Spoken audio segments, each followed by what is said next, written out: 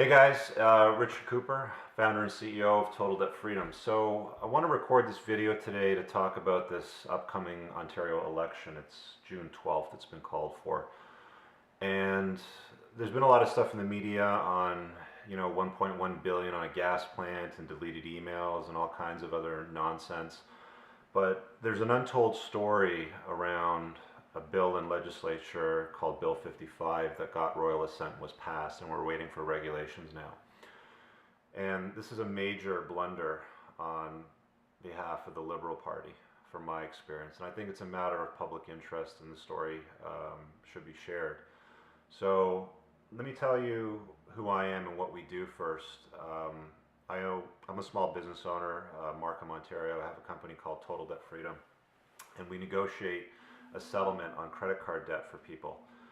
And typically, if somebody gets into the program with an average of $30,000 in credit card debt, we work out a better deal for them, and they get out of debt over 3 years for about $18,000. So that poses a problem for the big credit card companies that want profits, because we save people money. It poses a problem for nonprofit credit counselors because our offer is considerably better and cheaper and faster than what they do. And they get paid mostly by the banks, so the banks run them. It poses a problem for bankruptcy trustees because it's essentially an informal proposal, and it competes with what they do in the Bankruptcy Insolvencies Act with bankruptcy and consumer proposal. So a lot of people out there don't like that consumers can save money by negotiating a settlement. We're not the only company that does it. It just happens that Bill 55 was brought to my attention, and I realized that there were some bad players, some bad actors out there, some bad apples, and that always happens. And the government needed to, I guess, wave something in the air and say, hey, we're protecting people, look what we're doing. So they created this bill, Bill 55. It's an omnibus bill.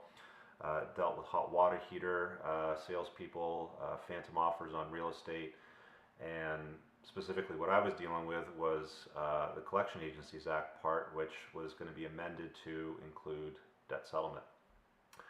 So off I went for a year and a half, and what happened was I was completely blown away in shock by the end of 2013, after well over a year and a half of work at it. I put a considerable amount of my time and financial resources to lobbyists, to get meetings, to talk to these politicians. And I'll tell you some stories that happened along the way. It started out with the proposed changes, including a lot of stuff that CADA supported. And CADA is the Canadian Association of Debt Assistants, the trade organization that I was the chairman of. And, we've made recommendations like a cooling off period for people. Stopping phone calls was a pretty strong recommendation. I thought that was great, because one of the problems people deal with is they get badgered by their creditors when they're settling their debt. And there's a piece in the regs currently under 22.2 in the collection agency's regs that says that a lawyer can stop collection calls. But why can only a lawyer stop calls? The barrier to entry for a debtor to pay a lawyer to send a notice to stop calls is very high. Their cost is not low. Our recommendation was to include debt negotiation companies, the companies that settle debt, in that description. So changing it to like a representative of the debtor. But that was completely cast aside. And that was a consumer protection measure. Now, some of the other stuff, as I went through the proposed changes, came from the other side, from the credit card companies, from the bankruptcy trustees, from the credit counselors. And those proposed changes included a fee cap and a delay in the revenue event to about 6 to 8 months. So not only did they want the fee reduced by about a third, they also wanted that fee to be paid 6 to 8 months later. I don't know if there's any other business owners out there watching this, but think about that for a second. Or even if you're an employee, can you afford to have your pay cut by a third and get paid 6 to 8 months after you've done work? Didn't make any sense. So we started talking to the Liberals, we met with the NDP and the Conservatives, and It was the Liberals that were driving this bill, and there was a conservative critic named MacDonald and an NDP critic named Jagmeet Singh. And I found them fantastic. You know, the Tory and NDP critic were great. They really paid attention. They knew their stuff. They cared. Um, they wanted to make sure that the bill was passed, but with regulations that protected consumers.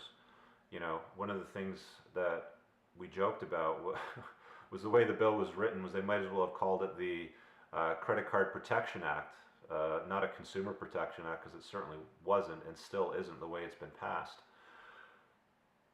Moving forward, Jagmeet Singh sponsored a press conference, which was one of the first things we did, and we talked about what problems existed and our proposed changes. We also brought down existing clients. We had, I don't know, 5 clients, I think, join us that day. We had one guy that even came down from Ottawa. Thank you, Frank.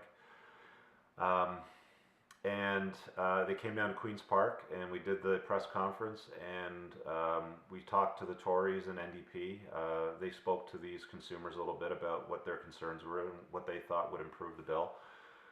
But the Liberal guys just kind of sat off in the corner, and I said to them, you know, we've brought these people down for you to talk to today. Do you want to, you know, hear their stories and what their experience is with debt settlement and what they think would protect them better? Nope, didn't want to hear it. These were the policy advisors to Minister McCharles's office, and they had an opportunity to talk to these consumers, and they totally passed. Time went on, we took more meetings. You know, they said that the Liberals kept telling us they want to protect consumers and they don't want to see debt settlement companies go out of business, but they continue to push forward. Yeah, we're going to make sure this gets through and it protects consumers and nobody goes out of business. And we kept talking about, well, what about the fee model? Because, for example, bankruptcy trustees are paid 20% of payments on a proposal, but they want to see the fee of a negotiation company down to 10%, so half their fee, when the work that we do is considerably more beneficial to the consumer because we're an actual advocate for them. We only get compensated by the consumer, whereas a trustee is compensated by the consumer, but they look after the credit card company's interest. So I'm literally in shock. Like, yeah, gas plant scandal, yeah, deleted emails, okay. This Liberal government has just blown me away. I don't think that they care about protecting consumers. If they did, then why did they pass a bill when it was clearly opposed by the NDP and the Tories? Because it didn't contain the appropriate consumer protection measures. It's been passed essentially to get rid of debt settlement companies because banks, credit card companies, bankruptcy trustees, and nonprofit credit counselors don't want us around. And I'll tell you a story because, you know, this took a long time and a lot of resources to navigate through, but it really hit home when the bill passed, it got royal assent, and then David Bresler called all the stakeholders. So essentially everybody that contributed to the policies around the Debt Settlement Collection Agencies Act part were to attend and hear what the new rules were going to be as they wrote the regulations. And right now the regulations are sitting on a table collecting dust. So by the way, when the election's called, if we have a new government, they can hopefully do something better with this. But, you know, we were called into a room that had about 40 seats, and there were 3 debt negotiation companies there. The rest of the room was filled with people and interest groups that had a vested interest in opposing debt negotiation companies for all the reasons that I mentioned earlier. But I remember looking around the room, and there were nonprofit credit counselors, there were bankers, there were collection agents, there was a couple of bankruptcy trustees, and these were the stakeholders. These were the people that presented to the Liberal government and the critics on the Tory and the NDP side. And you know, the smug looks on their face, unreal. You know, you think that there's an interest in politicians and bureaucrats to protect consumers and look out for the little guy. I don't know what went on back there. I don't know what happened, but this bill and specifically the components of the Debt Settlement Collection Agencies Act, they do nothing to protect consumers better. All they do is they protect the credit card companies from debt settlement companies coming along and working out a better deal for somebody drowning in debt. That's all they did. So that being said, I'm not voting Liberal.